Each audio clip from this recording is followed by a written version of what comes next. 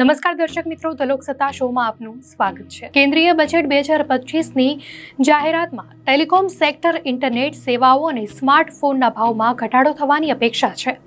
આ પગલું દેશના કરોડો નાગરિકો માટે ડિજિટલ એક્સેસને વધુ મજબૂત બનાવી શકે છે।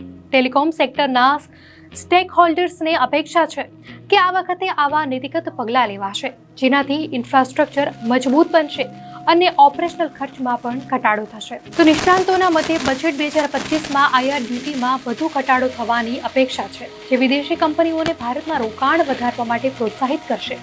તો આયાત ડ્યુટીમાં ઘટાડો થવાથી ઉત્પાદન ખર્ચ ઘટશે અને મોબાઈલ ફોન જેવા ઉપકરણોની કિંમતોમાં પણ ઘટાડો થશે।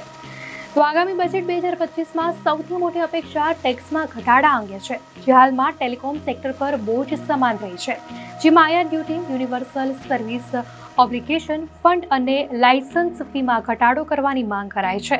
જો આવું થશે તો ટેલિકોમ કંપનીઓ પાસે ઇન્ફ્રાસ્ટ્રક્ચરમાં રોકાણ કરવા માટે વધુ મૂડી હશે અને તેનો સીધો ફાયદો ગ્રાહકોને સસ્તી સેવાઓના રૂપમાં મળશે।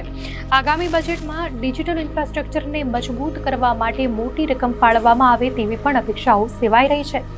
તો ખાસ કરીને ગ્રામીણ વિસ્તારોમાં કનેક્ટિવિટીના પડકારને પહોંચી વળવા માટે રોકાણ કરાશે। જાણકારોના મતે રજૂ થનારા બજેટમાં કૃષિ ક્ષેત્ર માટે ફાળવણી આશરે 14થી 15% વધારવામાં આવશે। તો આવી ફાળવણી વધારાશે તો 6 વર્ષનો રેકોર્ડ તૂટશે એવી પણ ગણતરી છે। તો વધુ પેદાશ આપતા બિયારણો વિકસાવવા તથા સ્ટોરેજ સપ્લાય ઇન્ફ્રાસ્ટ્રક્ચર વિકસાવવા ઉપરાંત દેશમાં કઠોળ, તેલીબિયાં, શાકભાજી વગેરેનું ઉત્પાદન વધારવા બજેટમાં આવી ફાળવણી વધારવામાં આવશે એવી શક્યતા નિષ્ણાંતોએ દર્શાવી છે।